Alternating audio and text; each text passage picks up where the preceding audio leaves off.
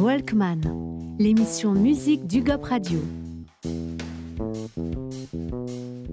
Bonjour à tous et bienvenue sur UGOP Radio, la radio du 12. Aujourd'hui, dans cette émission Walkman, j'ai la chance d'accueillir Teta. Bonjour Teta. Bonjour.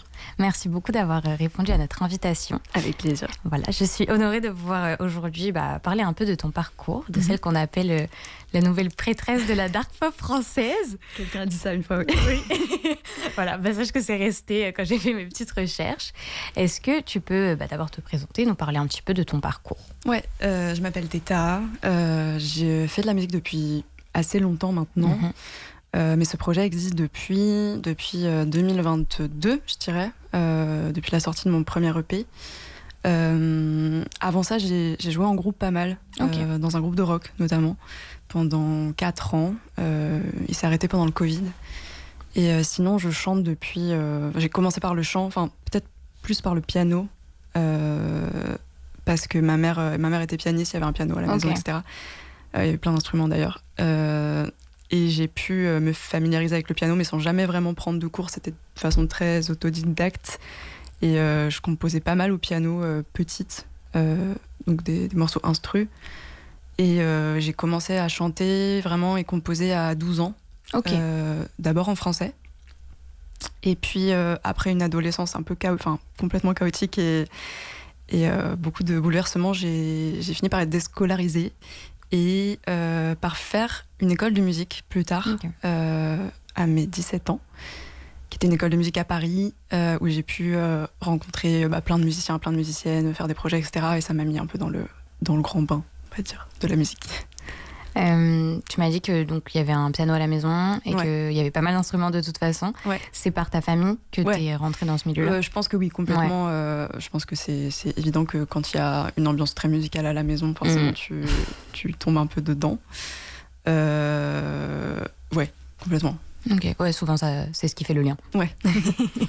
Est-ce que tu peux revenir un peu sur ton expérience avec ton groupe? Ouais, carrément. Écoute, c'est un groupe qu'on a monté du coup dans cette école.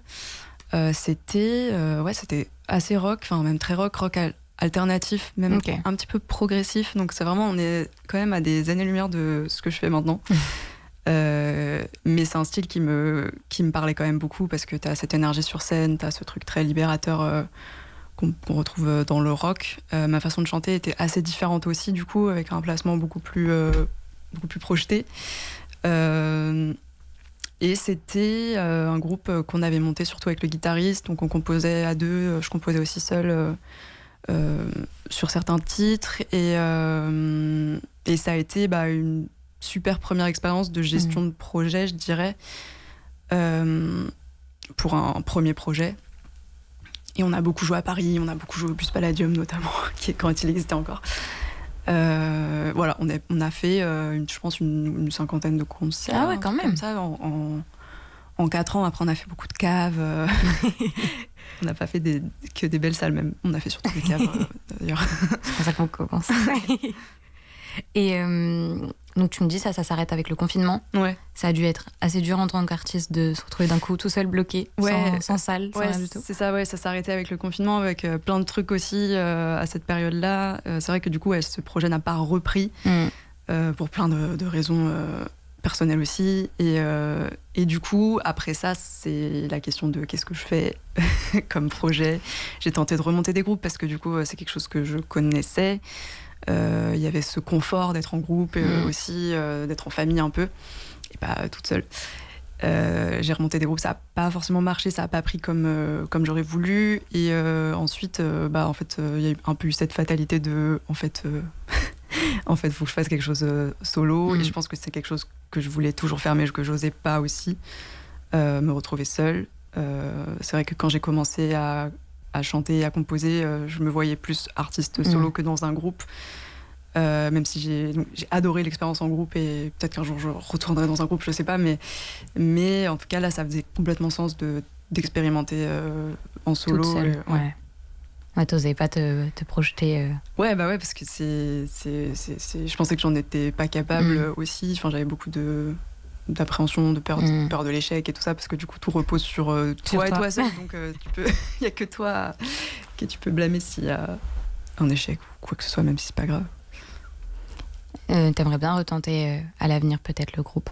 En fait, j'aime beaucoup quand même. J'adore travailler avec des gens, donc c'est. Dans tous les cas, quand je dis que je travaille seule, je suis pas seule. Oui. Je suis entourée de plein de gens super qui m'aident dans plein de trucs. C'est vrai que l'énergie d'un groupe, je trouve ça cool. Ça motive. Ça motive, ouais. Et en même temps, je pense que je m'en sors bien toute seule aussi. Enfin, tu t'en sors bien toute seule. Il n'y a aucun doute. Non, je dis que je retenterai. En fait, non, j'en sais rien. Mais je veux dire, je suis pas fermée de toute façon. Donc, ton nom d'artiste, Teta, si j'ai bien compris, ça vient donc de ta grand-mère. Ouais. Est-ce que tu peux nous parler un peu plus justement de ta grand-mère qui a l'air d'être une source d'inspiration pour toi? Je dirais que, en fait, c'est mon deuxième prénom. Enfin, okay. On porte le même prénom. Okay. Moi, je m'appelle Clara Fiammetta. C'est un prénom italien. Fiammetta, ça veut dire petite flamme en italien. Et donc, ma grand-mère s'appelle Fiammetta aussi. Et son diminutif, quand elle était petite, c'était Teta. Okay. Donc, plutôt tête. Et du coup, je me suis réapproprié du coup ce nom-là parce qu'on a le même prénom. Donc, je me suis dit, pourquoi j'aurais pas le même diminutif aussi. Et voilà comment c'est venu du coup. Et c'est une grand-mère du coup italienne, donc on a beaucoup moi je suis beaucoup allée en Italie petite, jusqu'à mes 15 ans, j'y allais tous les ans au moins un mois. Okay. Donc du coup c'est un peu ce qui me rattache à ce pays-là, on va dire.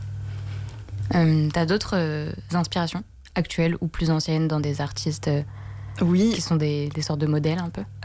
J'en ai beaucoup. Je suis pas fan, une fangirl dans l'absolu de personne, mais quand même, il y a quand même des artistes qui m'ont vachement influencée, évidemment. Je pense que si chronologiquement, je dirais, je pense que j'ai été beaucoup influencée par Michel Polnareff quand j'étais plus petite. J'adorais ce chanteur et ses compos. Un peu folle en fait. Il a un truc complètement crazy dans son écriture. Et ensuite, un peu plus tard, à l'adolescence, je suis tombée vraiment in love de David Bowie. Okay. Je pense que c'était mon premier crush musical. Donc j'étais, si pour le coup, j'ai peut-être été un peu une fangirl. Parce que sa mort m'a quand même un peu... C'était un peu secoué. Ça m'a un peu secoué. Donc et puis en fait j'écoutais du coup quand même vachement de rock à l'époque. J'écoutais beaucoup de musique quand même d'une autre époque un peu. Donc beaucoup de rock des années 70 notamment, Pink Floyd, Led Zeppelin, plein de groupes, King Crimson. Et c'est des groupes que je porte toujours dans mon cœur. C'est vrai que je les écoute moins. Mais ça peut m'arriver de les réécouter. Et aujourd'hui, j'ai des influences beaucoup plus pop, plus électronique, plus hyper pop aussi, avec Rosalia, FK Twigs, James Blake, j'aime beaucoup. Une artiste qui s'appelle Earthseeker, Okelou aussi, Billie Eilish évidemment. Ça fait pas mal de monde. Oui, ça fait du monde. Ok, et t'arrives à combiner tous ces univers de gens qui font des choses très très différentes? Je pense, en tout cas, Genre, je me pose pas trop la question de combiner des choses ou quoi, mais tu fais plus ce qui te parle. Oui. Oui. C'est le but quand même. Du coup, en dehors de ces inspirations, ce que moi j'ai retrouvé beaucoup en écoutant du coup ce que tu faisais, c'est que ta musique, elle sonne vraiment comme une thérapie, ne serait-ce qu'à travers tes titres. Pure Sadness, Sorry, etc. J'ai l'impression que c'est quelque chose d'important pour toi, ce côté thérapeutique. Ah oui, la thérapie, j'en fais une depuis... je sais pas comment je pourrais pas te dire depuis combien de temps, mais c'est un truc qui m'accompagne et que j'ai pas terminé et qui coûte beaucoup d'argent aussi. Aussi, oui. Donc j'espère finir un jour quand même. Mais ça fait partie de comment j'avance et comment je me construis, je pense, comment j'évolue. Et du coup le côté thérapeutique dans la musique, c'est complètement il existe complètement pour moi, dans la mesure où il peut se passer un événement et un peu traumatisant ou qui me secoue et j'en fais un morceau, alors pas tout de suite, il y a un petit temps entre le moment où ça se passe et le moment où j'arrive à en faire un morceau, mais c'est un peu c'est complètement comme ça que je fonctionne Alors moins maintenant, parce que il n'y a pas que des drames qui peuvent m'inspirer. Enfin, il n'y a plus que des drames qui peuvent m'inspirer, parce que sinon c'est quand même assez... C'est peut-être un peu terrible comme... C'est peut-être un peu trop triste sinon. Il y a plus de choses qui m'inspirent autres que forcément que des choses hyper dures qui m'arrivent. Enfin, là, j'ai écrit des chansons plus cool récemment. Bah, c'est bien aussi d'être capable d'utiliser ces mauvaises expériences pour en faire quelque chose de beau. Ah oui, ça, je pense que je continuerai, ouais. Ça les rend peut-être pas moins traumatisantes, mais moins... Bah, ça en fait quelque chose. Il y a ce côté, c'est arrivé, mais voilà, maintenant t'as une pop song. C'est une sorte d'exutoire. Ouais, oui. Est-ce que tu peux me dire ce que ça fait d'avoir réalisé le rêve du coup de la petite toi qui se voyait déjà dans la musique sur scène et tout? Je le réalise pas parce que il y a toujours un truc de c'est jamais encore abouti, parce qu'on veut toujours plus, donc c'est un peu la course à toujours plus, et du coup ce moment de se dire ah ça y est, j'ai atteint ce goal, il faudrait que j'arrive à le ressentir un peu plus, ça serait cool je pense, mais vu qu'on est toujours dans plus, etc., c'est dur de se dire allez là ça y est, c'est bon. Mais à partir du moment où je pense je vis de la musique, peut-être que c'est ça ce qui est le cas. Ça devrait être cet aboutissement-là. Et c'est vrai que c'est dur de se dire juste ça y est. Mais je pense quand même qu'elle serait fière et contente de se dire que je suis là-dedans, quoi. En tout cas, j'ai les pieds dedans. Qu'est-ce que t'aimerais faire de plus que ce que tu fais déjà? Plus de concerts, plus de... surtout plus de concerts. C'est le côté concert, je pense, parce que là, du coup, on prépare un concert au Hasard Ludique. Enfin, je prépare, je dis souvent on, mais parce que je suis très entourée. Pour la release partie de mon EP, du coup, By I Find On My Scars. Et donc, on a fait toute une préparation pour ce show. On a changé pas mal de trucs sur scène. Je suis passée vachement plus au synthé parce que j'adore... j'ai découvert que j'adorais en fait jouer sur scène des choses, parce que je savais pas pour l'instant. J'ai fait tous mes concerts juste en chanteuse, en tant que chanteuse. Et là, il y a pas longtemps, on a monté un live en solo. Et en fait, j'ai découvert que j'adorais jouer des parties, jouer les parties des prods que j'ai pu faire ou quoi. Et du coup, on s'est dit, le live, maintenant, ce sera ça. Il y a un batteur aussi qui m'accompagne. Donc, on n'est plus que deux. Parce qu'avant, il y avait une harpiste. Oui, j'ai vu ça. C'est rare de combiner avec une harpiste. Ouais, c'était... En fait, il y avait beaucoup de harpes sur le premier EP. Donc, ça faisait sens qu'elle nous suive sur les lives, etc. On a joué ensemble jusqu'à maintenant, depuis le début du projet. Maintenant, on a arrêté avec la harpe parce que c'était plus... c'est très spécifique comme instrument et c'est pas toujours évident forcément à rajouter dans à rajouter. Mais c'était trop bien, c'était trop beau, la harpe. Donc c'était trop cool. Maintenant on n'est plus que deux. Je peux être toute seule aussi. Et je suis pas mal au synthé. Parce que du coup c'est toi qui fais tes prods? Je produis, je coproduis aussi avec d'autres personnes, notamment Joachim Pomerder qui a beaucoup participé à la production, qui continue d'ailleurs, et qui aussi réalise les lives pas mal, même beaucoup. Moi je produis jusqu'à ce que j'arrive plus. J'essaye de faire le plus possible sur des maquettes, et puis au moment où je pense que j'ai mis en œuvre tout ce que je pouvais faire, je passe la main. Voilà. C'est bien. Des fois il faut savoir un peu déléguer. Comment ça se passe un peu ton processus de création? Du coup, en fait, il change quand même pas mal de morceau en morceau. Je sais pas si j'ai un process. Oui, ça dépend à chaque fois. Ça dépend un peu à chaque fois, mais en général, il y a pas mal de trucs que je compose pas forcément, tu vois, sur un piano ou quoi. Il y a énormément de trucs que je compose aussi sur un piano, mais là récemment, j'ai remarqué que c'était presque plus fluide et il y avait plus de liberté en fait à composer plus dans ma tête. Je suis en voiture parce que je conduis pas mal, ou si je suis même dans mon lit. Il y a des trucs que j'ai composés dans mon lit et que j'ai enregistrés sur mon téléphone, ou alors j'ai une application de piano sur mon téléphone pour chercher vite fait 2-3 accords, Et c'est comme ça que j'ai composé Pure Sadness, par exemple. Et je trouve qu'il y a... Quand on se retrouve derrière un piano, on a un peu... C'est vrai qu'on peut avoir tendance à avoir des automatismes de création, des suites d'accords un peu... Enfin, les mains, elles savent un peu où aller. Alors que dans la tête, il y a un truc plus libre. Et j'ai remarqué que c'était souvent assez cool. Ouais. Ça te permet d'avoir un truc un peu plus spontané. Ouais.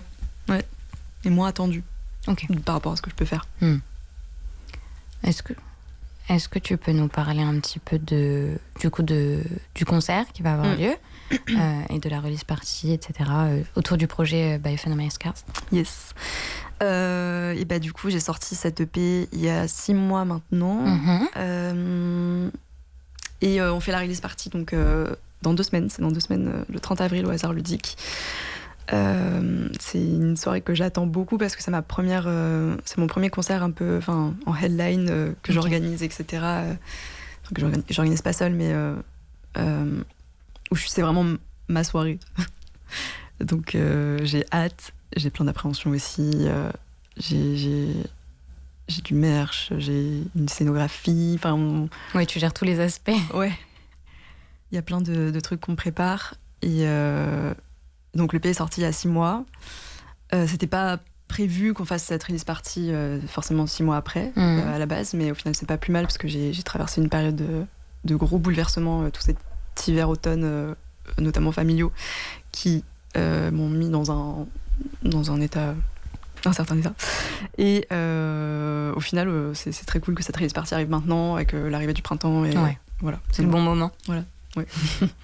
Est-ce que tu as d'autres projets à plus ou moins long terme que tu aimerais nous partager? J'ai commencé un peu à faire de la musique de film. Ok, trop bien. Je me suis inscrite au conservatoire en début d'année en musique de film et en écriture. Donc c'est un truc très nouveau pour moi parce que du coup, j'ai jamais fait de parcours classique. Mais j'apprends à écrire pour cordes, à faire des orchestrations. Et je travaille sur un court-métrage avec le réalisateur qui réalise tous mes clips. En fait, on travaille vachement en binôme depuis le début du projet. Et il m'a confié la réalisation la composition d'un court-métrage qui est prévu pour pas tout de suite. Mais donc c'est quelque chose que je commence et que j'adore faire. Donc je me suis dit que j'allais m'inscrire au conservatoire pour un peu professionnaliser tout ça. Et du coup, c'est quelque chose de nouveau et c'est des projets... donc c'est très différent de se retrouver à écrire à la fois de la musique pour les autres et puis en plus de la musique plutôt instrumentale, avec des cordes et tout ça. Donc je suis assez excitée par ce projet et par l'idée de mettre de la musique sur des images aussi. C'est un truc que j'ai toujours voulu faire au fond. Donc je suis très contente de mettre les pieds là-dedans. Trop cool, je savais pas du tout qu'il y avait des cours spécifiques pour la musique. T'as des classes de musique à l'image. Ok, trop bien. Où t'apprends à rythmer une séquence, à sentir ce qui se passe à l'image, etc. pour mettre de la musique dessus. Enfin, il y a plein de trucs qui sont cool à savoir. Ok, trop cool. Bon du coup maintenant on va avoir la chance de t'entendre en live. Carrément. Let's go, c'est parti. Ouais. Attends, je bois un peu. Oui.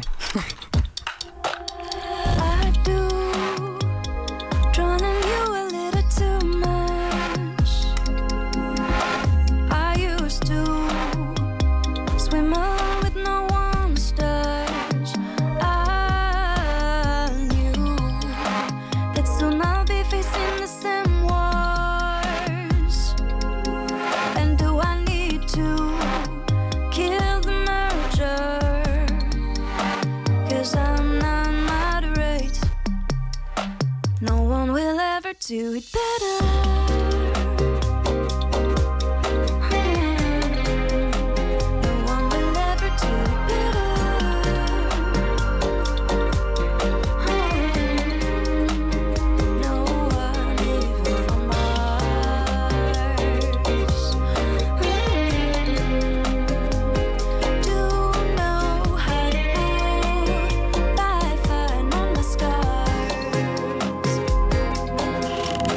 I feel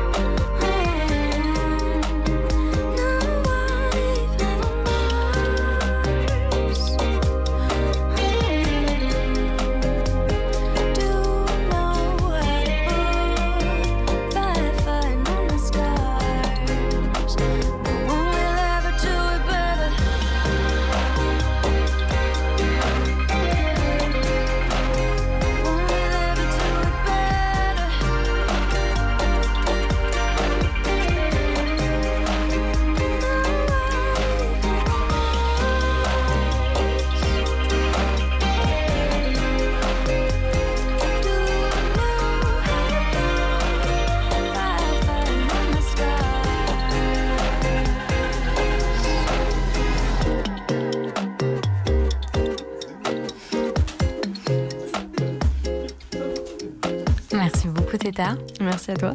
C'était super cool à entendre en vrai. Trop chouette. Et pas juste à entendre sur Spotify. C'était très touchant. Merci beaucoup. Pour ceux qui aimeraient suivre la suite de tes projets, etc., où est-ce qu'on peut les rediriger? Sur mon Insta, hypertheta, Theta, T-E-T-H-A. Sur Spotify, il y a de la nouvelle musique qui va arriver bientôt. Trop cool. Et c'est tout pour l'instant. Et tu leur donnes rendez-vous de toute façon le 30 avril. Et puis le 30 avril, ouais. Enfin, sur toutes les plateformes, pas que Spotify d'ailleurs, mais. Et TikTok aussi. Ouais, voilà. Très bien, on notera tout ça. Trop bien. Merci beaucoup d'être venu. Merci à toi. Merci également à la régie qui fait un super travail pour toutes nos émissions. Et merci également aux auditeurs du GOP Radio de nous retrouver pour toutes nos vidéos. N'hésitez pas à nous rejoindre sur les réseaux sociaux et à très bientôt sur UGOP Radio, la radio du 12.